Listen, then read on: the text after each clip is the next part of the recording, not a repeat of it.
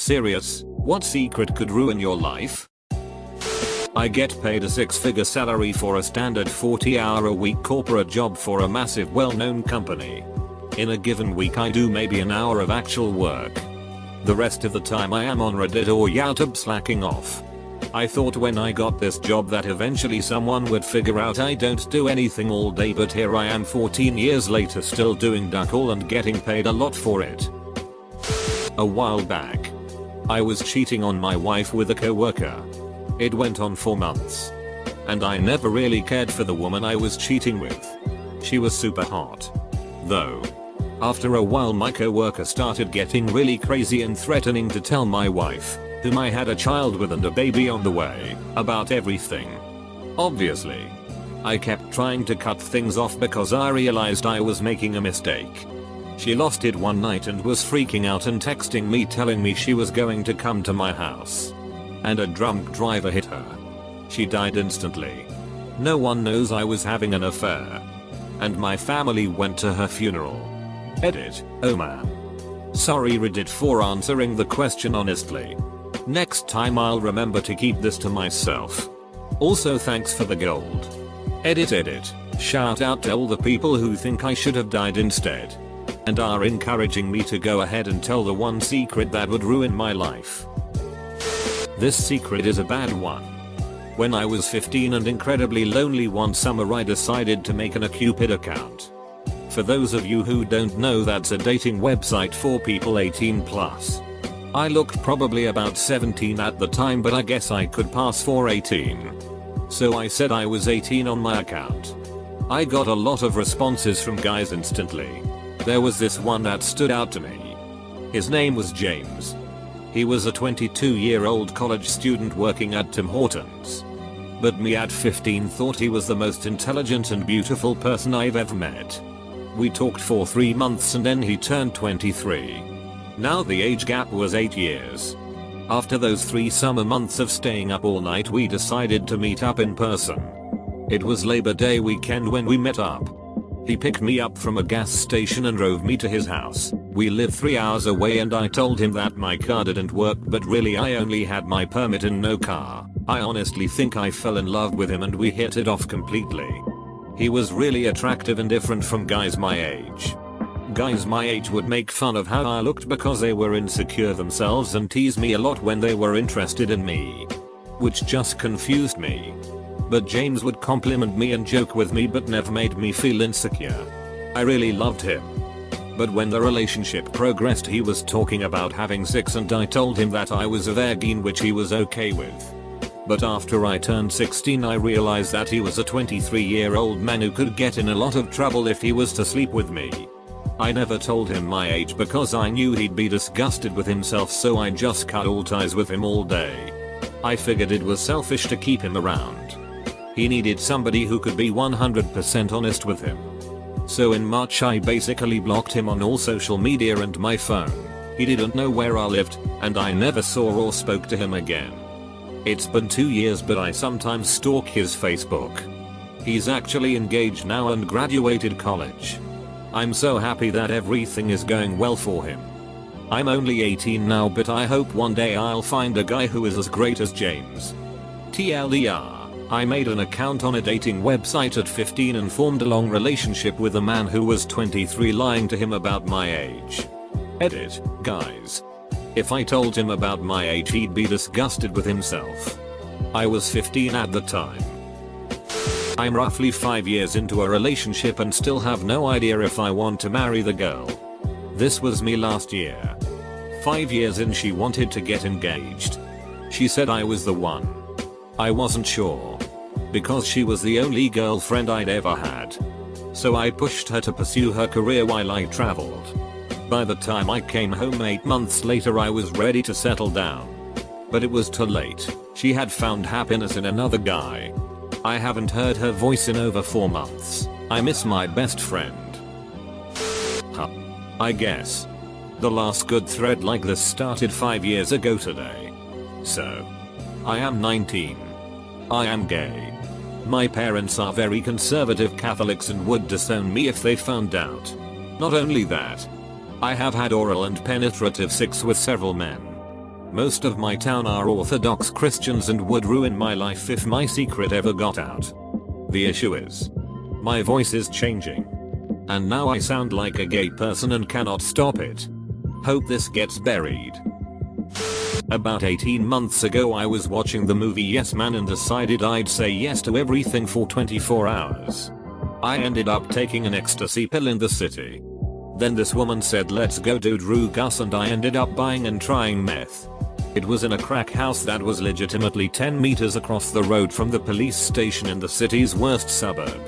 I then went to the casino and blew $1,000. Let's just say that watching Yes Man is a good way of getting yourself out of a rut. Okay. So my family are super religious. Especially my mother. She wants me to be religious too. But I've become a bit disillusioned with religion. I know this would heal her. Simply for the fact that she's a refugee and her reliance on a higher power has gotten her through all of her struggles and strife without even a lick of PTSD. She's a single mother also and I just admire her so much getting to where she has without any help. I just don't think I'd ever tell her that I haven't been praying 5 times a day or even thinking about God in any way. It would heal her. I joined a job that is known for being absolutely miserable and a good chance of me getting healed. I love it. I was suicidal as a teenager and I gave up, knowing I couldn't heal myself. Now I have a good chance of dying without me having to do anything. And to add to the goods, my family would get a whole lot of life insurance money if I got healed. So I could do them a lot of good becoming a corpse. If word ever got out, I'd be in a lot of trouble and probably pulled. I don't want it. I need this edge or else I fall into a horrible depression. I need the challenge and risk. Edit, for those who guessed. Yes, I am military. What secret could ruin my life? I secretly take off my hijab. On social media I wear the hijab. In front of all my parents. Other family. Most of my friends. I wear a hijab. Here's my story. When I graduated 2 years ago I decided to look for a job. And I wasn't able to land anything. I came up with the idea to start interviewing without wearing one.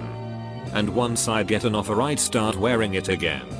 I ended up getting 2 great job offers, which made me really sad that my theory of taking it off and easily finding a job was true. I took one and haven't worn it to work at all. I don't know what happened in the mix of things.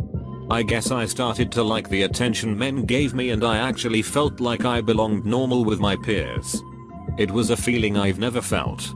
Everyone started treating me different. As if I was worth speaking to. I don't get weird looks anymore. I don't get asked weird questions. I'm too afraid to tell my parents about it because of disappointment and I'm even more afraid of the Muslim community finding out. Bullying and talking shit happens a lot to girls who take it off. I wear it to family functions. And when I'm at a place where I know I can run into someone I know. So yes, in essence I guess I am living a double life. Say what you want, I'm okay for now living like this. I keep changing my mind on what I permanent want to do. Finding out that I have a mental disability and my whole life people have hidden it from me, treated me the same as if I was normal. Wow. This is actually my biggest fear. That I'm actually a bit mental and the fam just plays it off like no big deal. Let's make him feel normal to fit in. Am I actually special? TL. Doctor, I healed my family. One night about a decade ago. When I was 8 years old. I couldn't sleep at night so I was just walking around the house. Looking for something to do. It was winter. So there was fire in the fireplace. I started playing with it. Throwing stuff into it. Watching how it burns. At one point. A big log rolled out of the fireplace. As a kid. I started to panic. I tried to cover it with a blanket. Then ran out to the kitchen to get some water. When I came back. The whole living room was on fire. It was a wooden house. I was terrified. Ran out of the house. Literally within a minute. It was burning like crazy. My older sister. Younger brother. And mom who was pregnant at the time. All died instantly. Dad was working a night shift. No one really questioned me. My room had window. And I said I left through it when I saw the fire. The real cause has never been found. My dad was absolutely devastated and a few weeks later shot himself. I found his body. I've been living with my grandparents ever since. No one knows what really happened that night. I spent half of my life with therapists. I hate myself. Have a severe depression. Attempted a suicide a while ago. I smoke weed almost every day.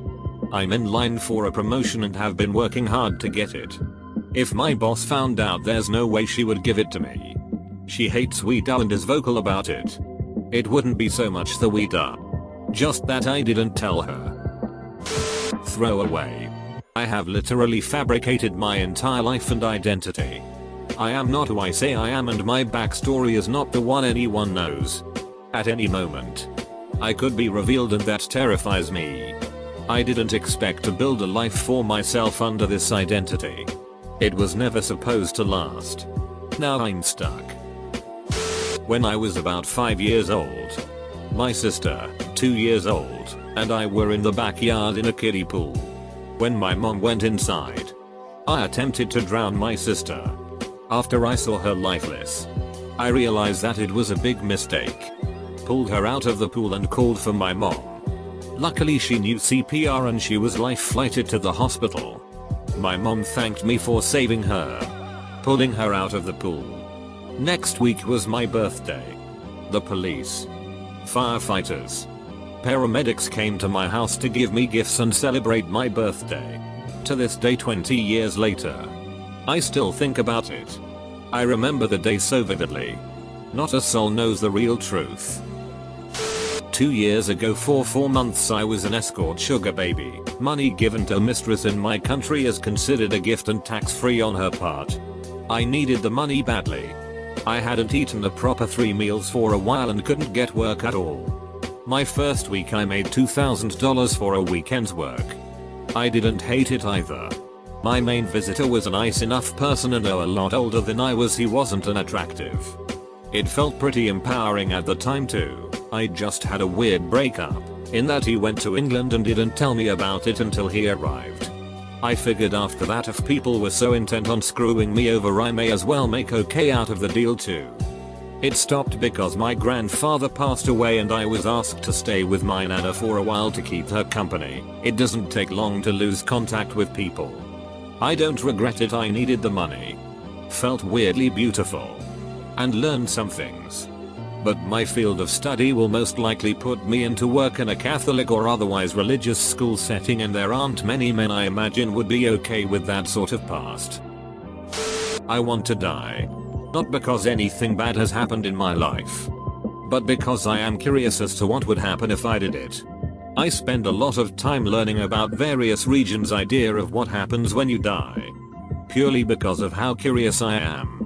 I have never been diagnosed with anything and I doubt that I will ever heal myself ever to find out, but if I was ever told I was going to die, I probably wouldn't be too bothered about, because I get to find out all I have ever wanted to know. Where do we go when we die? My best friend had a girlfriend in a different state. They were dating for almost 2 years. We all were friends and talked, and after they broke up, we kept talking. We both came to realize we had feelings for each other. I had a cousin in the same state who I went to visit over spring break. We met up and ducked. He has no idea we ever talked, and if he ever did, I don't think he would speak to me anymore. There is a super high possibility that I have a child.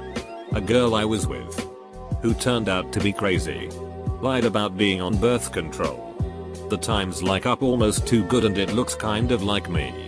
Since then she has been married and her husband seem happy together, so I've never worried about it. I forged my high school transcripts to get into university.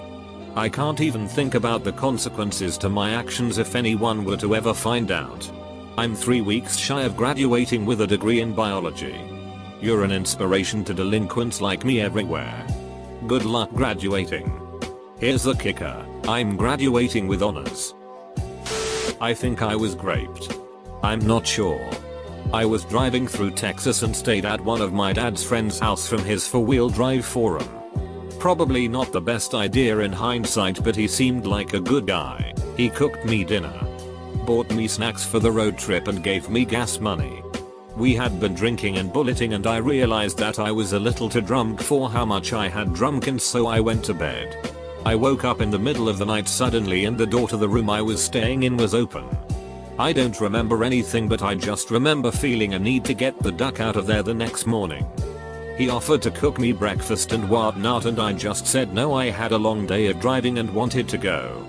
My butt was hurting the next few days. I don't know if it was cause I had been driving for 8-10 hours a day for a few days. I don't know what happened that night, but I've always thought I was raped. It was just so weird. I don't know how to explain it. This happened a little over 2 years ago. This is the first time I've ever written or said anything about it. I've slept with a lot of guys ranging from 20-75. My parents would trip because they are really conservative. Also, I'm 18 years old and a dude. I'm using a proxy to access websites that are blocked. I live in an Islamic country, so if the police find out about it, I could get arrested. Don't know if it counts, but when I was 15 I looked like a hybrid of McLovin and Napoleon Dynamite and was bullied by this mammoth fat Sliman at school. This kid easily weighed 3 times as much as me. But one day I got sick of his shit. This day also happened to be the day before our final exam in world history. While he was at wrestling practice after school, I went into his locker and stole his textbook, student guide, and notebook and took them home with me that night. The next morning, I got to school extra early and put all of the stolen stuff perfectly back in his locker. He rolled in that morning itching to the administration about how someone stole all his stuff. But when he walked them over to his locker and his stuff was sitting right there, he looked like a total dumbass, and the admins refused to help him check the cameras. Pretty sure he failed the test too. At the time, I'm pretty sure he would have beat the living duck out of me had he found out. TLDR, I was a nerd and got revenge in classic nerd fashion. This question always makes me wonder about the horrible secrets that people can't bring themselves to talk about. Even in a semi-anonymous place like Reddit, the people here who have spoken up already have pretty intense secrets. Just imagine the secrets that go unshared. The plain truth is that I can't deal with the pain of the disease. My daughters can't accept that I am so sick. My husband can't conceive of losing me, but I'm sick and I am going to die. And I'd be at peace if they could be okay without me. But I'm gonna miss my grandbabies. They are so lovely. Baby Teddy is so perfect. This is the first time I have ever typed this out or told anyone. Not even my wife. I was horribly shy when I was a kid. I did not make many friends, and so when I met my then best friend it was so great. I was probably 11 I guess when it happened, and really sheltered. We did everything together and he was a really good friend, but he started changing. He started acting more effeminate, and looking back he was learning, growing into his sexuality. We were best friends and there was a trust between the two of us. He started wanting to run around naked and look at me naked, and I was a late bloomer so I had no idea that this was sexually based. Thought it was just guy stuff. He never did anything to me other than grab my pen 15 and try to jerk me off while I was flaccid. I was 11 and not gay, so I didn't know what was going on. He then started getting really mean and made fun of the size of my pen 15 all the time and became really toxic to be around. I just wanted my friend back. I quit hanging out with him and made other friends and blocked out what happened to me, but every now and then I remember and I almost feel like I was raped. I think it did a number to my confidence growing up.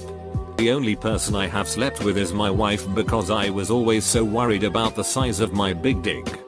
I realize now that it was stupid to be so worried about it, because if the person you are with is so concerned about something like that, then they just aren't meant for you and it is time to move on. I just wish it never happened to me. I know other stories here are way worse, but this is mine and it was traumatic to young me. Edit. I know this one hasn't blown up like other topics on here, but it was really cathartic to finally get it out. Thanks anyone for reading this. Not sure if it could ruin my life, but I think I'd lose some of my friends' respect. and definitely my family's. Which I find ridiculous. I felt, and still feel, my actions were justified. So I used to be bullied ever since I started going to school. I was big for my age. But I was considered a nerd and was also rather awkward, still am but not so much. One day I just snapped. As it turned out that a friend I had had for 2.5 years, my only friend, was really just doing it as a sickbed game dare that the other students put him up to. After I found out, they kept laughing at me and how I had believed I could ever have a friend. I waited until school was over and asked my mom to drop me off at the friend's house. As I knew he took the bus and would arrive later, I beat him near senseless, and even though he begged me to stop, I kept going. I never felt so good in my life. I also found the kid who had the idea. I got the friend to rat on him and did something similar to him. Granted, I still didn't have any friends. But you can bet not one of those scumbags dared laugh at me again. Teachers always said violence wasn't the answer. Well, if they don't want things like these to happen, they should get their shit together and do their job for once. Deal with the bullies. Especially when a child brings them proof that he is being bullied.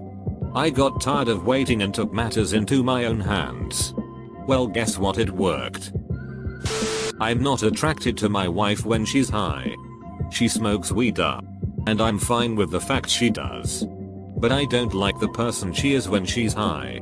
She's not as sharp, is forgetful, indecisive, and generally disconnected with the world. In other words, the exact opposite of the person I fell in love with. I don't mind that she likes feeling that way, but she wants to be that way all the time. Sometimes I'd like to feel like she wants to be around me and the family without having to be stoned. She's got a lot of anxiety issues, and a few other things that make living with her difficult. But those kinds of things I want to help her with and get through together. I don't feel like I can do that when she prefers lighting up over talking through stress. Edit. Thank you all for the support you've given. I didn't think I would get this much advice and conversation from this. I think I'm going to talk to her about this and see what help I can find for her anxiety.